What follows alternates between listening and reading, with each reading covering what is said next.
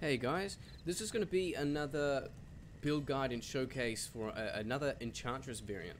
So this variant here, it's on the same character build as the showcase I did a few weeks back, but how this one is different is this one is prioritizing fire damage, and it's for magic finding, solely cows on higher player count and player difficulty. So just to premise that this is online, I am on players 1. Maybe later in the week if I can find some higher player count games, I'll see if I can get some footage from there to put up another showcase. But I digress. So this build is... why is it not working? We are going to be using the demon machine. So we're going to be enchanting our fire damage, we're going to be taking advantage of pierce, and we're going to be using that with... enchant is going to be applying directly to our explosive arrows, and the cow, since they're all clustered, when your arrows pierce and it hits one, it's going to explode on that first one and with a small AoE, and when it pierces right through, it's going to be hitting all of them with a small AoE, and they're all going to take damage from each one that is hit, assuming that they're within a tight cluster. So this is why this can be quite decent in higher player counts.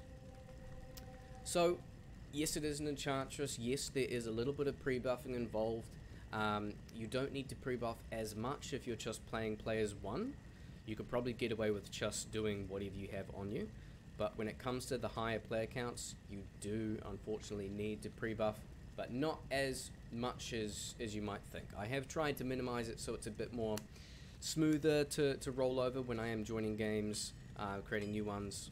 It takes like, less than 30 seconds. It's just a little bit tedious at times.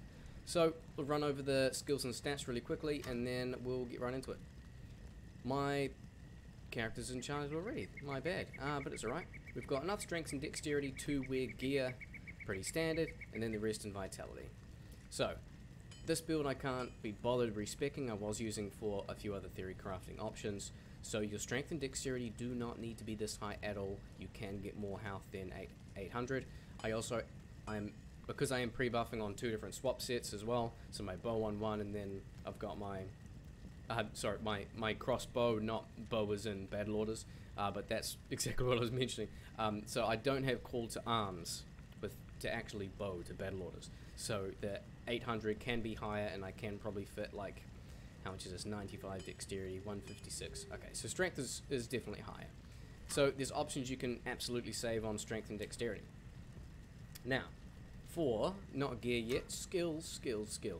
So, this is a reasonably easy build to kind of skill up. I think by like level 55, the early to mid 50s, you're actually fully spec'd. So you've got 20 points into warmth, 20 to enchant, 2 prerequisites, so that's maxed out because it gives the synergy bonus. Pretty standard. Maxed out fire mastery, makes sense. We've got 1 point into static if you really want. Then you've got telekinesis and teleport is all you need, and then don't mind these are just my leftover points, and lightning mastery is max because I was using it for my other dream showcase. I do recommend just 1 point into frozen armor. When you do get close, sometimes that freeze effect and the chill, it does help give you just that little bit of breathing room which you need to really zip out of there with a quick teleport. But we'll jump into the gear. So what I have on right now is I have my pre-buffing kit. So let's have a look at what we got. This takes me to a level 44 enchant. There definitely is more pieces I can put on, but I've found that this is enough for me right now, and I really wanted to limit the amount of gear that I need to swap in and out. So I can fit 2 SOJs, I can fit an arachnid mesh, I can fit a few other pieces, but this works. So for the helmet, I've got what I believe is pretty much the best in slot for a Fire Enchantress pre-buff helm. So you've got +3 fire skills, and you roll it with Blazik for 2 sockets and put 2 +5 fire skill damage facets in there. I'm missing one, obviously, but +10 would be ideal because the minus enemy fire resistance does not matter at all when you're pre-buffing. It's only the plus fire skill damage, which makes sense. When you're casting enchant, cast it once, then throw the shit out, and you're good to go. Amulet, +3 fire skills, very cheap. Spirit, which is very common, I use for +2 in conjunction with my shooters. So I've got +3, +18. There's a lot of options here you can use for pre-buffing.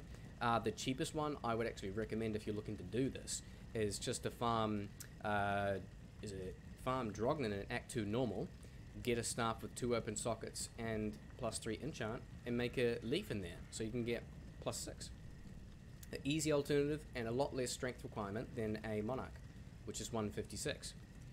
So the other pre-buff I have is I've got Mage Fist for Mage Fist for +1, and I have my Annihilus and Hellfire, so +4 there.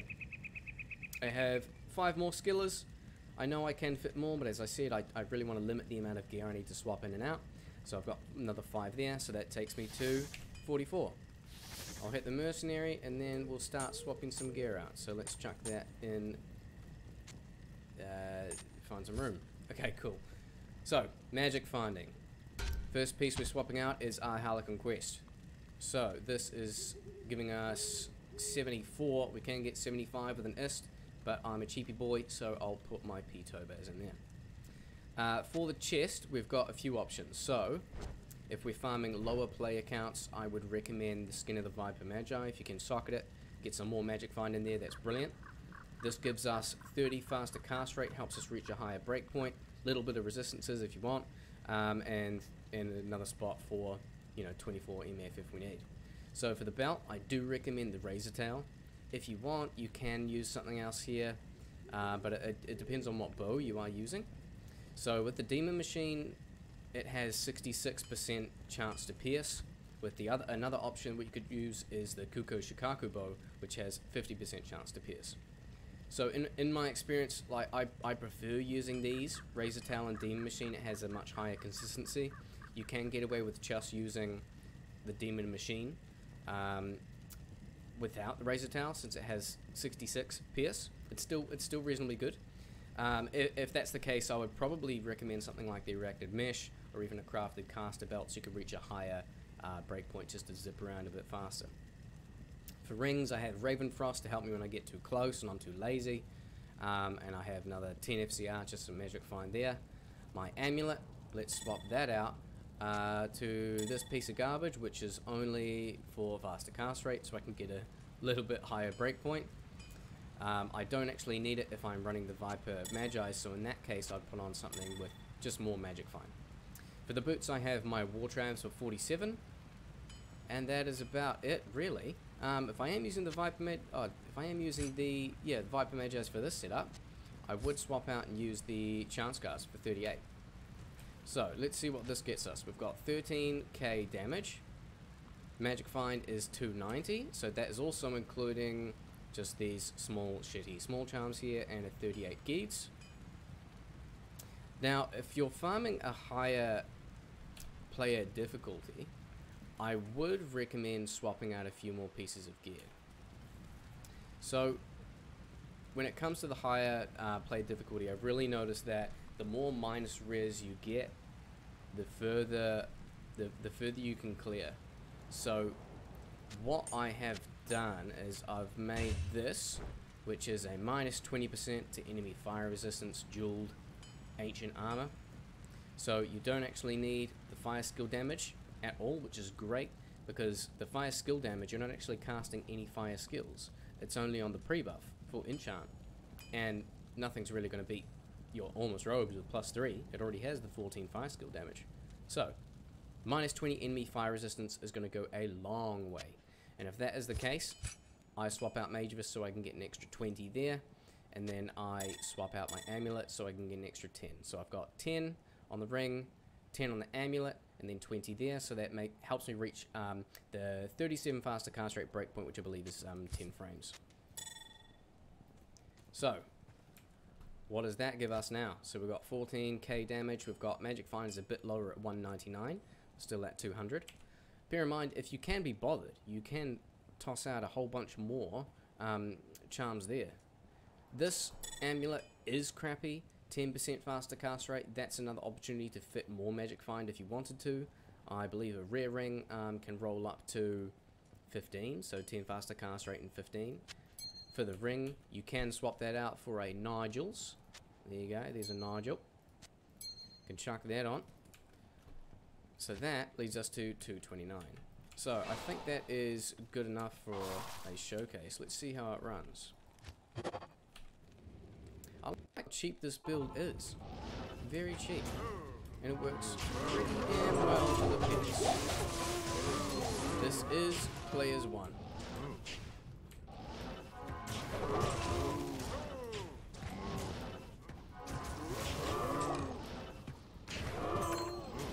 A good thing about using the demon crossbow is you only really need to socket it once to put that shale in, and then you're kind of covered for attack speed.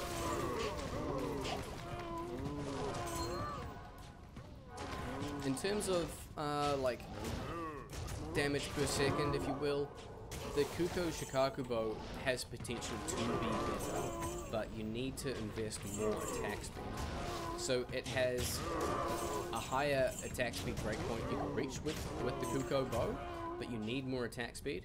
But with the crossbow, the reason why I prefer it is not only the higher pierce, but it has a lower ceiling. So it doesn't shoot as fast, but it's a lot easier to meet that higher breakpoint. So that's why I tend to lean towards that for this build in particular. Because instead of attack speed on gear, instead of this being like a 60 attack speed plate, which it very well could do, I definitely prefer this. More magic find and more damage, and I found that the attack speed of this, it's definitely enough.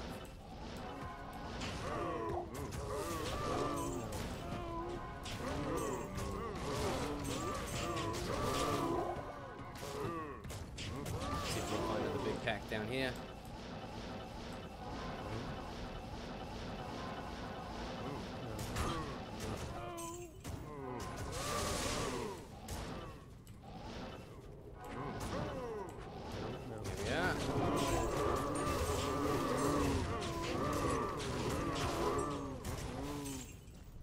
So, I think that is about it. This doesn't need to be a long one. Sitting at about 12 minutes now, I think.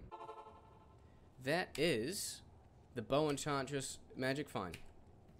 So, again, it is very cheap. You do not need to up your equipment. You can just chuck on any Magic Find gear here. Honestly, like, you don't need that. You don't need a Shaco. You don't need an up demon machine. Anything with FCR here. You don't even need War Travs. You don't need, what else?